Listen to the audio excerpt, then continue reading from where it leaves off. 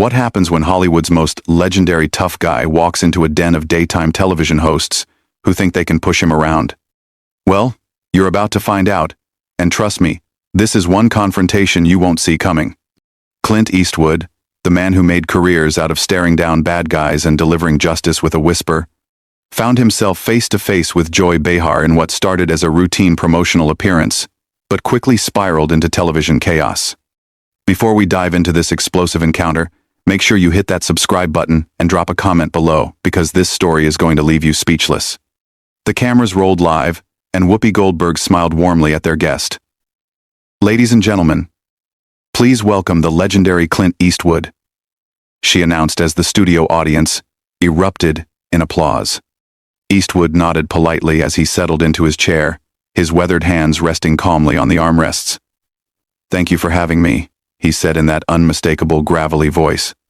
"So Clint, tell us about your latest project," Whoopi continued, keeping things light and professional.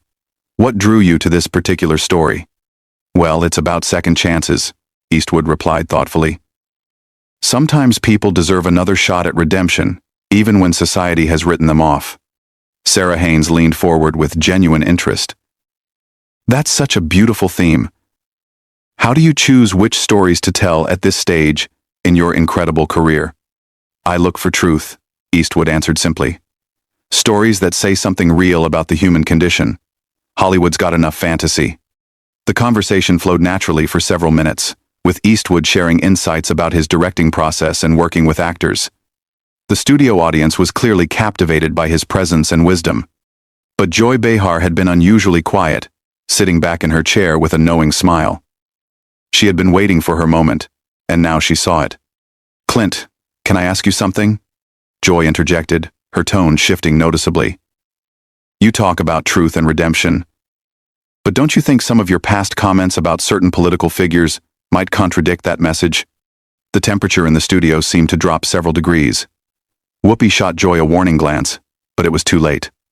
Eastwood's eyes narrowed slightly as he turned to face Joy directly. "Which comments would those be, Joy?" "Oh, you know," Joy said with false sweetness, "your support for politicians who shall remain nameless but who have made some pretty questionable statements about women and minorities." "I don't recall making any statements that disparaged women or minorities," Eastwood replied evenly, his voice carrying that familiar steel edge that movie audiences knew well. "But by association," Joy pressed on, clearly enjoying herself, "don't you think your political endorsements send a message?" The other hosts exchanged uncomfortable glances. This wasn't the direction anyone had planned for the interview to go. Eastwood leaned back in his chair and fixed Joy with a stare that could have frozen water. "Young lady, I've been in this business since before you were born. I've worked with people of every background, every political persuasion, and I judge them by their character, not their party affiliation." "Young lady?"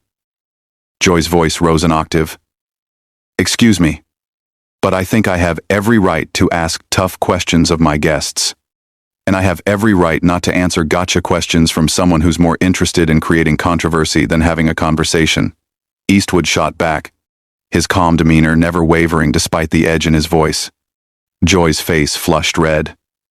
"Gotcha questions? I'm asking about your public statements, Clint. That's called journalism. Is that what we're calling it now?" Eastwood replied with a slight chuckle that somehow made the insult even more cutting. "In my day, journalism involved research and facts, not fishing expeditions." Whoopi tried to intervene. "Let's maybe get back to talking about your film, Clint." But Joy wasn't backing down. "No, I think this is important. You can't just come on television and expect softball questions when you've made controversial political statements." "Such as?" Eastwood's voice remained steady, but his eyes had that dangerous glint that anyone who'd watched his movies would recognize. "Well, there was that whole empty chair thing," Joy said smugly, referring to a political convention appearance from years earlier. "You mean when I used a creative metaphor to make a point about political accountability?" Eastwood replied. "Yeah, I remember that. What about it?" "Don't you think it was a little, I don't know, unhinged?" Joy pressed, clearly thinking she had found her angle. The studio audience was dead silent now. Even the crew members had stopped moving, sensing that something significant was happening. Eastwood leaned forward slightly, his voice dropping to that whisper-quiet tone that was somehow more intimidating than shouting. Joy, let me ask you something. How many films have you made? What does that have to do with anything? Joy shot back defensively. Just answer the question. How many films have you directed, produced, or starred in? That's not the point. I'm a television host and comedian. Right. And how many Academy Awards have you won? Joy's voice was getting higher. Again, that's not relevant to this discussion. How about this then? Eastwood continued, his tone becoming more pointed. How many careers have you launched? How many young actors have you given their first break? How many stories have you told that actually meant something to people? I entertain people every day on this show, Joy replied. But her confidence was clearly shaking. Do you? Eastwood asked with genuine curiosity. Because from where I'm sitting, it looks like you ambush guests and try to create controversy for ratings. Is that your idea of entertainment? Sarah Haynes jumped in, trying to lighten the mood. Clint, your films have entertained millions of people around the world. What's been the most rewarding part of your career? But Eastwood wasn't ready to let Joy off the hook yet. You know what, Sarah? I'll answer that. The most rewarding part has been working with professionals. People who understand that respect is earned, not demanded. People who don't hide behind a panel of co-hosts to take cheap shots at their guests. Joy's mouth fell open. Cheap shots? I'm asking legitimate questions about your political views. No. Eastwood corrected her. You're trying to create a viral moment for your social media clips. There's a difference between asking about someone's views and trying to ambush them. I'm not ambushing anyone, Joy protested. I'm doing my job. Your job is to interview guests about why they're here, Eastwood replied calmly. I came here to talk about a film I'm proud of, a story about redemption and second chances. You want to talk about politics and create drama. Whoopi made another attempt to steer the conversation. The film does sound fascinating, Clint. Can you tell us about the main character? It's about a man who's made mistakes, Eastwood said, his eyes still locked on Joy, but who's trying to do better. Sometimes the biggest obstacles aren't the ones in front of you, but the people who want to keep you defined by your past instead of letting you grow. The metaphor wasn't lost on anyone in the studio, least of all Joy, who was clearly getting more agitated by the minute. That's a beautiful message, Sarah said, clearly trying to keep things on track. Redemption is such a powerful theme in storytelling. But Joy wasn't about to let the moment pass. Speaking of redemption, don't you think some people are beyond it? I mean, when someone consistently supports divisive politics, at what point do we stop giving them chances? Eastwood's jaw tightened almost imperceptibly. Are we talking about the character in my film? Or are you trying to make this personal again? I'm talking about accountability, Joy replied with false righteousness. Public figures have a responsibility to their fans. Do they now? Eastwood's voice carried that dangerous quiet that anyone familiar with his movies would recognize. And what responsibility do television hosts have to their guests? To ask the tough questions that matter. Joy shot back immediately. No, Eastwood said firmly. To treat people with basic human decency, something you seem to have forgotten. The other hosts exchanged panicked glances. Whoopi was frantically trying to signal the producers, but Joy was too caught up in what she thought was her moment of triumph. Human decency? Joy laughed harshly. That's rich coming from someone who spent decades playing violent characters and glorifying gun culture. The studio audience gasped audibly. Even by the View's standards, this was crossing a line. Eastwood sat back in his chair and studied Joy for a long moment, as if seeing her clearly for the first time. You know what your problem is, Joy? Enlighten me, she replied sarcastically. You think being loud makes you right. You think being confrontational makes you brave. But all it really makes you is a bully hiding behind a microphone. Excuse me? Joy's voice reached a pitch that made everyone in the studio wince. You heard me, Eastwood continued, his voice remaining steady and controlled. You sit here day after day taking shots at people who can't fight back effectively because they're guests on your show. You think that makes you powerful, but it just makes you small. How dare you call me small? Joy stood up from her chair, her face bright red with rage. "I've been doing this job for years. I've interviewed presidents, celebrities, world leaders. And how many of them left here feeling like they'd been treated with respect?" Eastwood asked pointedly. "How many walked away thinking that was a professional interview?" Joy was sputtering now. "I don't have to take this from you or anyone else." "You're absolutely right," Eastwood agreed calmly. "You don't have to take anything from me. Just like I don't have to sit here and let you turn what should have been a conversation about art into your personal political theater." Whoopi finally found her voice. "Clint, Joy, maybe we should all take a breath here." "No, Whoopi," Eastwood said, standing up slowly. "I think Joy and I understand each other perfectly now." Joy was practically vibrating with anger. "You can't just walk out of an interview because you don't like the questions." "Watch me," Eastwood replied with that iconic squint. "I came here as a courtesy to talk about something I care about. I didn't come here to be your punching bag for the day." "This is live television," Joy protested. "You can't just leave." "Can't I?" Eastwood asked, already reaching for his microphone. "See, that's another thing you don't understand, Joy. Real power isn't about cornering someone on live television. Real power is knowing when to walk away. If you leave now, you'll look like you can't handle tough questions," Joy said desperately, sensing her moment slipping away. Eastwood paused and looked directly into the main camera. "Folks watching at home, I came here to talk about a film that means something to me. Instead, I got ambushed by someone more interested in viral clips than actual conversation.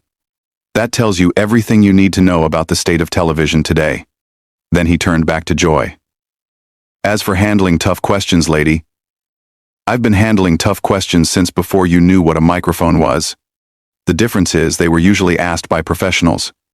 Joy's face was now purple with rage. "You arrogant has-been. You think you can just insult me on my own show?" The words hung in the air like a slap. The studio audience was completely silent.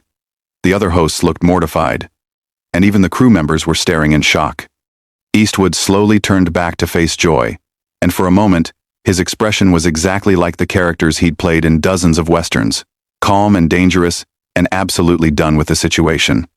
"Has been," he repeated quietly. "That's interesting coming from someone whose biggest claim to fame is sitting at a table talking about other people's accomplishments." The silence that followed was deafening. You could hear a pin drop in the studio as everyone processed what Joy had just said. Eastwood's expression didn't change, but somehow the air around him seemed to crackle with energy. "Has been," he repeated slowly, as if tasting the words. "You know, Joy, in all my years in this business, I've been called a lot of things, but usually by people who had accomplished something themselves." Joy realized she had gone too far, but pride wouldn't let her back down. "I've accomplished plenty, thank you very much." "Have you?" Eastwood asked, his voice dropping to that whisper that was somehow more terrifying than screaming. "Let's see. You've managed to insult how many guests over the years? Created how many controversies? Destroyed how many interviews that could have been meaningful conversations?" "I ask the questions that need to be asked," Joy replied, but her voice was shaking now. "No," Eastwood corrected her. "You ask the questions that get you attention. There's a difference between journalism and performance art, and you seem to have forgotten which one you're supposed to be doing." Whoopi made one final desperate attempt to salvage the situation. "Clint, maybe we can start over. Joy, why don't you apologize and we can get back to discussing the film?" Joy whirled on Whoopi. "Apologize? For what? For doing my job?" "Your job," Eastwood interjected, "is supposed to be entertaining and informing your audience, not attacking your guests for sport." "I wasn't attacking you," Joy protested weakly. Eastwood laughed, and it was not a pleasant sound. "Lady, I've been in actual combat. I know what an attack looks like. The difference is, when someone attacked me in the service, at least they had the courage to do it to my face instead of hiding behind a television show format." The other hosts were now openly staring at Joy with expressions ranging from embarrassment to disgust. Sarah looked like she wanted to crawl under the table. Even the studio audience was shifting uncomfortably in their seats. "You think you're so tough," Joy said, her voice breaking slightly. "Well, let me tell you something, Mr. Eastwood. This is my house. These are my rules. And if you don't like my questions, you can leave." Eastwood smiled, and it was the coldest smile anyone in that studio had ever seen. Your house?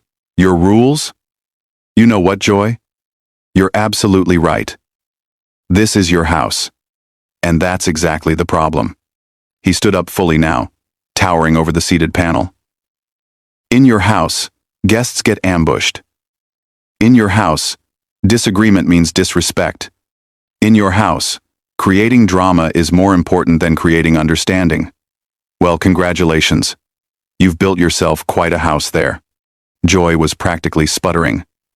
If you think you can just waltz in here and lecture me about television, you've got another thing coming. I'm not lecturing you about television, Eastwood replied calmly. I'm pointing out that what you do isn't television. It's a circus, and you're the head clown. The gasp from the audience was audible. Even by daytime television standards, this was unprecedented. How dare you? Joy shrieked, completely losing any pretense of professionalism. How dare you come on my show and insult me like this? Your show? Eastwood looked around at the other hosts.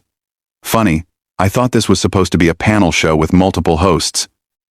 Turns out it's just the Joy Behar ego hour with some backup singers. Whoopi finally found her backbone. Clint, that's enough. Joy, you need to calm down right now. But Joy was beyond reason. Don't tell me to calm down, Whoopi. This man comes in here with his holier-than-thou attitude and thinks he can disrespect me on national television. The only person who's shown disrespect here, Eastwood said quietly, is you. From the moment I sat down, you've been looking for a fight instead of having a conversation. I was doing my job, Joy repeated, but the words sounded hollow now. No. Eastwood shook his head slowly. Your job would be asking me about my work, my process, maybe even my opinions on things related to filmmaking. Your job would be making your audience feel like they learned something or were entertained by something worthwhile. He gestured toward the cameras. Instead, you've spent the last 20 minutes trying to embarrass a guest who came here in good faith, and you've succeeded in embarrassing yourself and your show instead. Joy looked around desperately for support, but found none. The other hosts were studiously avoiding her gaze. The audience was clearly on Eastwood's side, and even the crew members were shaking their heads. Fine, she said finally, her voice cracking. If you don't want to answer real questions, then maybe you shouldn't be doing interviews. Eastwood was already removing his microphone, but he paused at those words. Real questions? You want to know what a real question sounds like, Joy? He looked directly into the main camera again. A real question would be, what drives you to keep making films at your age? A real question would be, what advice would you give to young filmmakers? A real question would be, what story are you most proud of telling? Then he turned back to Joy. But those questions require you to actually care about the answers, and we both know you don't. The studio was so quiet you could hear the camera operators breathing. Joy looked like she wanted to say something else, but for once in her career, she seemed to be at a loss for words. You know what the saddest part of all this is? Eastwood continued, his voice almost gentle now. You had a chance to have a real conversation with someone who's lived through decades of American cinema history. Instead, you chose to play gotcha games, like an amateur blogger, looking for clicks. He finished removing his microphone and set it carefully on the table. That's not just a waste of your time and mine, it's a waste of your audience's time. They deserve better than this performance you've been putting on. Joy finally found her voice again, but it came out as a screech. Don't you dare lecture me about what my audience deserves. I've been connecting with viewers for decades. Have you? Eastwood asked as he straightened his jacket. Or have you just been yelling at them for decades?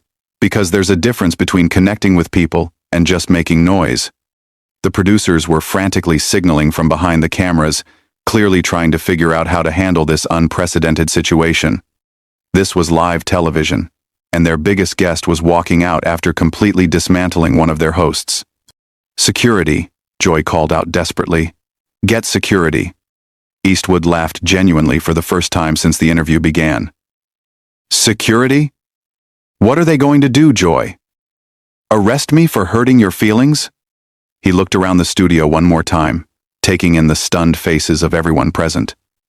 You know, I've been in this business for over 60 years. I've worked with the best directors, the finest actors, the most professional crews in the world. And in all that time, I've never encountered anyone quite like you. Is that supposed to be a compliment? Joy asked sarcastically, trying desperately to regain some control of the situation. Take it however you want, Eastwood replied. But just remember, when people talk about this interview tomorrow, they're not going to be talking about your tough questions or your journalistic integrity. They're going to be talking about how you completely lost your composure and embarrassed yourself on live television. With that devastating final blow, Clint Eastwood walked calmly toward the studio exit, leaving behind a panel of stunned hosts, a shocked audience, and one completely humiliated Joy Behar, who was still trying to figure out how she had lost control so completely. As the studio doors closed behind him, the cameras captured Joy's face, red with rage and embarrassment, while the other hosts sat in stunned silence, knowing they had just witnessed television history, but not the kind anyone would want to be remembered for. So there you have it, folks. What started as a routine promotional interview turned into one of the most explosive confrontations in daytime television history. Clint Eastwood proved that even in his 90s, he's still the fastest draw in Hollywood, except this time his weapon was words, not bullets. Make sure to subscribe for more incredible stories like this one, and let me know in the comments, do you think Joy Behar finally met her match?